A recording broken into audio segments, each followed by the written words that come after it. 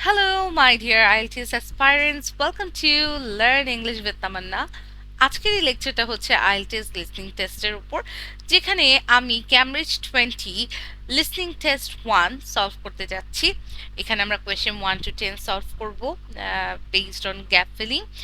আর এই ভিডিওটা হচ্ছে তাদের জন্য যারা কিনা ভেরি রিসেন্টলি আইএলটিএস এর জার্নি স্টার্ট করেছেন, বাট কোনোভাবে বুঝে উঠতে পারছেন না আসলে কিভাবে প্র্যাকটিস করা উচিত, কিভাবে প্যারাফ্রেজ বুঝতে হবে, কিভাবে আনসার করতে হবে, অথবা কি কি কি জিনিস না করতে হবে। এবং বাসায় বসে বসেই যারা মূলত প্রস্তুতি নিচ্ছেন তাদের জন্য আমার এই সিম্পল অ্যান্ড শর্ট একটা ভিডিও। এবং যদি আপনারা এরকমই আরও হেল্পফুল লেকচার্স চান তাহলে অবশ্যই অবশ্যই লাইক কমেন্ট শেয়ার সাবস্ক্রাইব করে আমাকে মোটিভেট করবেন, ইনশাল্লাহ আমার থেকে হেল্প পাবেন। তো without wasting any further, let's jump into our main session. Okay. You will hear a woman asking a friend for restaurant recommendations. First, you have some time to look at questions 1 to 4. তো আপনাদেরকে যখনই বলা হবে যে you have some time to look at question 1 to 4 or 5 to 10 blah blah blah, তখনই আপনারা কোয়েশ্চেনে চোখ বুলানোর পাশাপাশি আপনারা অবশ্যই হাইলাইটিং প্র্যাকটিসটা অন রাখবেন। আমার যেহেতু মাউসে একটু প্রবলেম আছে, তো আমি আগেই হাইলাইট করে ফেলেছি যাতে ভিডিও বানানোর সময় কোনো রকমের ইন্টারাপশন না হয়। বাট আপনাদেরকে যখনই বলা হবে যে you have some time to look at question 1 to 4 বা 5 to 10, তখনই আপনাদের কাজ হচ্ছে যে কোয়েশ্চেনটা পড়ার পাশাপাশি হাইলাইট করা। এখন কোন জিনিসগুলোকে হাইলাইট করবেন, এমন কিছু কিওয়ার্ড নেবেন যেটা কিনা আপনার কাছে মনে হচ্ছে ইম্পর্টেন্ট, অথবা যেটা কিনা আপনাকে আপনার পুরো সেন্টেন্সটা বা কোয়েশ্চেনটা মনে রাখতে হেল্প করবে, অথবা আপনাকে আপনার আনসারটা কি লোকেট করতে হেল্প করবে। তো এইসব ওয়ার্ডগুলোকেই আপনি কি হাইলাইট করার ট্রাই করবেন। এক্ষেত্রে বুঝতে হবে, আপনি বুঝে যাবেন যখন আপনি আস্তে আস্তে প্র্যাকটিসটা চালু করবেন, তখনই বুঝবেন যে আপনার জন্য কোন ওয়ার্ড ইম্পর্টেন্ট কোন ওয়ার্ড ইম্পর্টেন্ট না। যেমন আমি এখানে আমার ফোকাস ধরে রাখার জন্য আমি যেমন দ্য জাংশনের উপর আগে আগে ফোকাস করেছি। জাংশন নিয়ে যখন বলা শুরু করবে, then I will focus on good for people.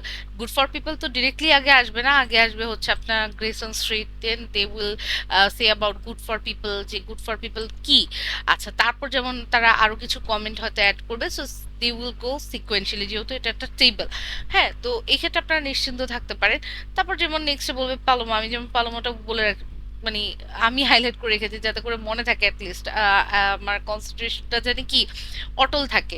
তারপর এখানে যেমন ফুড দেওয়া আছে, তো ফুড তো অলরেডি একটা নাউন, তো এটার আগে কি বসতে পারে, আমি ধরে রেখেছি এটার আগে কোনো একটা অ্যাডজেক্টিভ হবে। Okay fine.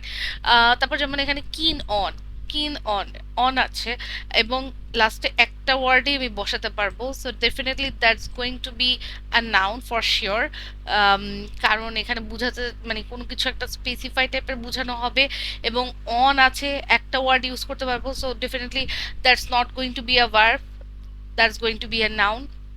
এটা হচ্ছে আসলে আপনি যখন অনেক বেশি সলভ করবেন আস্তে আস্তে আপনার এই জিনিসগুলো বুঝে যাবেন। তারপর হচ্ছে আপনার এখানে দা, এখানে যেমন আপনার কি নেম অফ দ্য রেস্টুরেন্ট, হ্যাঁ, তো এখানেও কি কোনো একটা রেস্টুরেন্টের নাম বলবে, that you need to find out. আচ্ছা, তারপর টপ অফ এখানেও একটা নাউন বসবে অবভিয়াসলি, ইয়েস, কারণ আর্টিকেল আছে। এখন কিসের টপ সেটা আমাকে খুঁজে বের করতে হবে। হ্যাঁ, এখানেও একটা আর্টিকেল আছে আগে, all the dash are very good. আচ্ছা, সেই জিনিসটা কি, এখানে কোনো একটা নাউন বসবে। Okay fine. এখানে বলেছে অনলি ইউজেস ড্যাশ ইনগ্রিডিয়েন্টস, তো এখানে কিন্তু আপনার ইনগ্রিডিয়েন্টস অলরেডি নাউন দেওয়া আছে, তার মানে এটার আগে কোনো একটা কি অ্যাডজেক্টিভ বসবে। তারপর এখানে তো আমাদের একটা রেট বসবে, এবং লাস্টলি এখানে দেখেন সাইজ দেওয়া আছে, নাউন দেওয়া আছে, দ্যাট মিন্স এখানে কি অ্যাডজেক্টিভ বসবে। Part 1. You will hear a woman asking a friend for restaurant recommendations. First, you have some time to look at questions 1 to 4. Now listen carefully and answer questions 1 to 4. I've been meaning to ask you for some advice about restaurants. I need to book somewhere to celebrate my sister's 30th birthday, and I liked the sound of that place you went to for your mum's 50th. The Junction? Yeah, I'd definitely recommend that for a special occasion. We had a great time there. Everyone really enjoyed it. Where is it again? I can't remember. It's on Grayson Street, only about a 2-minute walk from the station. Oh, that's good. I'd prefer not to have to drive anywhere. But I don't want to have to walk too far either. Yes, the location's perfect, but that's not necessarily why I'd recommend it. The food's amazing. If you like fish, it's probably the best restaurant in town for that. It's always really fresh, and there are lots of interesting dishes to choose from. But all the food is good there. Is it really expensive? It's certainly not cheap, but for a special occasion I think it's fine.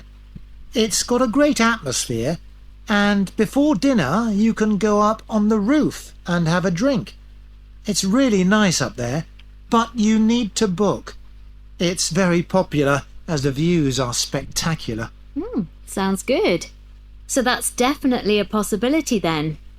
Is there anywhere else you can think of? If you want somewhere a bit less formal, then you could try Paloma. Where's that? I haven't heard of it. No, it's quite new.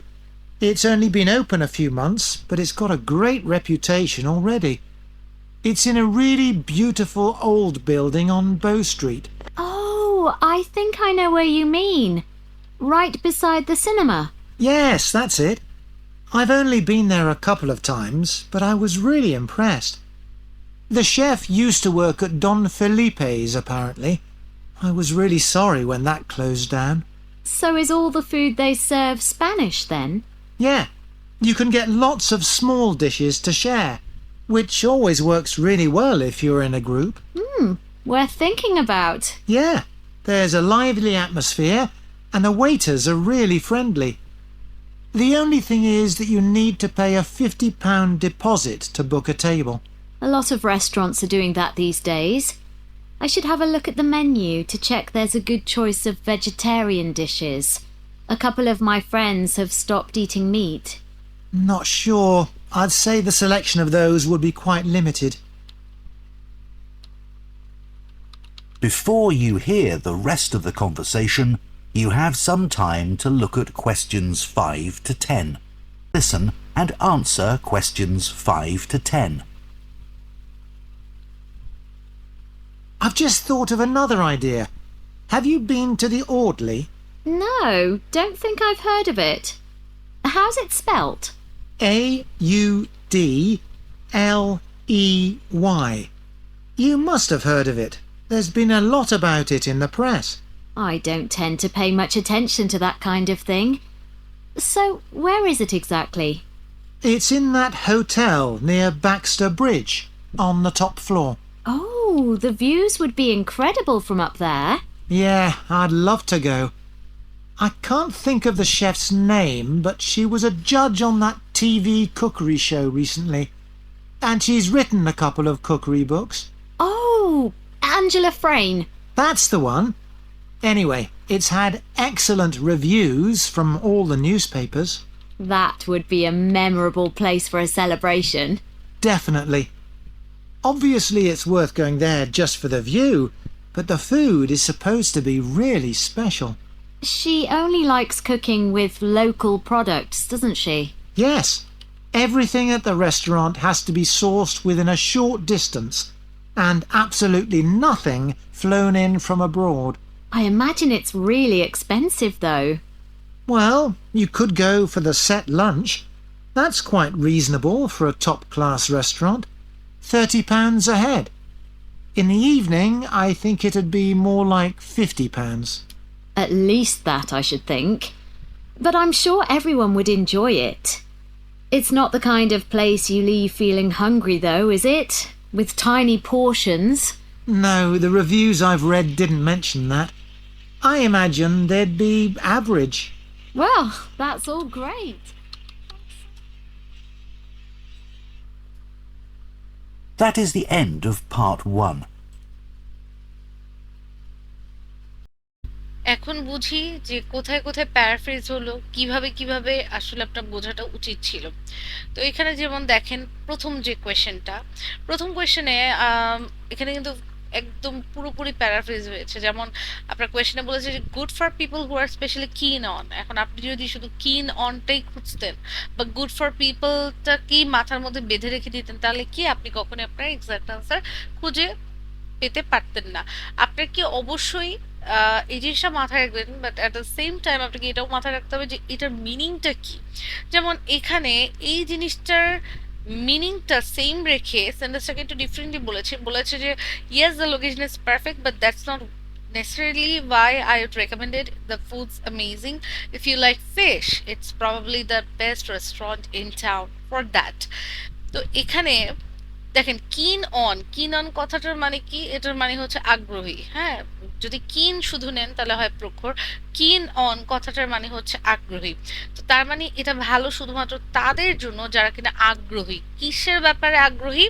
তো এখানে যেহেতু বলেছে যে আপনি যদি fish like করেন তাহলে definitely এই রেস্টুরেন্টে কি শহরের সবচেয়ে পারফেক্ট আপনার জন্য। তার মানে কি the answer is going to be fish, যে কিন অন কিসের প্রতি আগ্রহী, মাছের প্রতি আগ্রহী, ফিশের উপর আগ্রহী। That's why I chose fish. Next যে জিনিসটা বলেছে এটা আবার ইজি ছিল। ফার্স্ট এক্সপেন্সিভ এর কথা বলেছে যে ইটস নট দ্যাট এক্সপেন্সিভ। তারপর কি বলেছে যে before dinner you can go up on the roof and have a drink. তো এই জিনিসটা ইজি ছিল টু ফাইন্ড আউট যে good place for a drink, so that is roof. এটা ইজি ছিল। দেন পালোমার ক্ষেত্রে কি বললো, ফার্স্টে পালোমার কথা বললো, এটা কোথায় অবস্থিত সেটা বললো, তারপর কি বললো, তারপর দেখেন ফুডের কথা বলেছে। দেখেন ফুডের কথাটা তারা কিভাবে তুলেছে আমরা একটু দেখি। ফুডের কথাটা তারা বলেছে হচ্ছে কিছুটা এইভাবে যে দেখেন কোয়েশ্চেন করেছে, আপনার কিন্তু আগের লাইনে প্রশ্ন করেছে দেন বলেছে যে ইয়েস। কিভাবে কোয়েশ্চেন করেছে দেখেন, so is all the food they serve Spanish then, প্রশ্ন করেছে সবগুলো ফুডই কি স্প্যানিশ সার্ভ করে থাকে। তখন লোকটা বলল যে yes, you can get lots of small dishes to share. দেখেন স্প্যানিশের কথা বলার পরেই লোকটা ইয়েস আনসার দেওয়ার পরেই সে আবার স্মল ডিশেস এর প্রতি চলে গিয়েছে। তো এখানে যদি আমি প্যারাফ্রেজিং এর কথা বলি, আহ, এই যে স্মল ডিশেস টু শেয়ার এটাই আপনার এখানে কোয়েশ্চেনে গুড ফর শেয়ারিং এভাবে আসছে। আর এই যে স্প্যানিশ ফুড এটাকে কি করেছে একটু কমপ্লিকেটেড ওয়েতে দিয়েছে, যে কোয়েশ্চেন করে দেন লোকটা আনসার দিয়েছে। সো দুই লাইনে কিন্তু আপনার আনসারটা কি কনফার্ম হচ্ছে। তো be very careful while answering, যে আপনার কখনো অনেক সময় লিসনিং এ এরকম হয়ে থাকে যে আপনাকে প্রশ্ন করে যে এটা কি আসলে এটাই। তো আপনি আপনি চাচ্ছেন বা আপনি ভাবছেন যে পরের লাইনে হয়তো ডিরেক্টলি আনসারটা বলবে then I will get it, but না, অনেক সময় কি করে প্রশ্নটা করে, ওই প্রশ্নটাই আপনি হয়তো কি খুব একটা কি প্রাধান্য দেন নাই, বিধায় স্কিপ হয়ে যায়। এটা তো অনেক ছোট্ট একটা সিম্পল একটা কোয়েশ্চেন ছিল, বাট এর থেকে কমপ্লিকেটেড কোয়েশ্চেন আসে। তো সেখানে কি হয় যখন স্পিচটা বড় হয় এরকম কোয়েশ্চেন করে তখন আরেকজন বলে যে ইয়েস অথবা নো, ওইটার বেসিসে আনসারটা আসলে বসে। এই জন্য you have to focus on each and every line. ঠিক আছে, ওকে। নেক্সট কি বলেছে দেখেন ভেজিটেরিয়ানের ব্যাপারটা আমরা একটু দেখি। তো এখানে ফার্স্টে বলেছে যে womenটা a lot of restaurants are doing that these days. I should have a look at the menu to check there is a good choice of vegetarian dishes. A couple of my friends have stopped eating meat.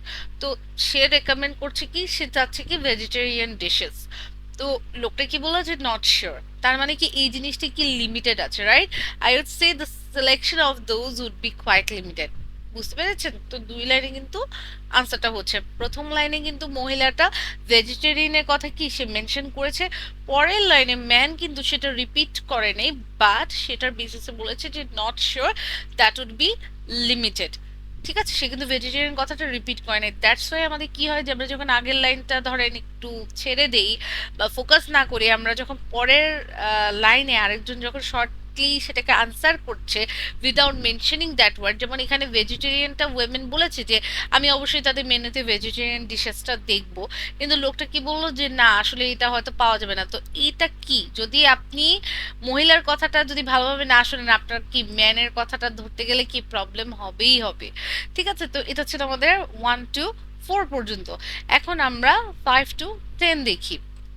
তো 5 to 10-এ oddly এটা easy ছিল, এটার স্পেলিংও তারা করে দিয়েছে। Normally যেসব complicated ওয়ার্ডগুলো থাকে সেগুলো তারা স্পেল করেই দেয়। হ্যাঁ, বা যে কারোর নাম তারা স্পেল করে দেয়, তো সেটা নিয়ে আপনার প্যারা নিতে হবে না। নেক্সট কি বলেছে দেখেন, at the top of a hotel. তো এটা কিন্তু এ ডিরেক্টলি বলে না, আগে বলেছে হোটেলের কথা দেন বলেছে অন দ্য টপ ফ্লোর। ঠিক আছে, তো বি ভেরি কেয়ারফুল যে আপনি আসলে প্রত্যেকটা জিনিস শুনতে পারছেন কিনা। বলেছে it's in that hotel near bridge on the top floor, তার মানে কি at the top of a hotel. এটা আমাদের কি অ্যান্সারটা হবে। তারপর যেমন এখানে শেফের নাম নিয়ে কিছুক্ষণ কথা বলেছে, বলার পর এই যে all the dash are very good, তো এটার আনসারটা কি হবে? অনেকে বলতে পারে যে ফুড, ডিশেস, রেসিপিস, এগুলো বলতে পারে, হ্যাঁ।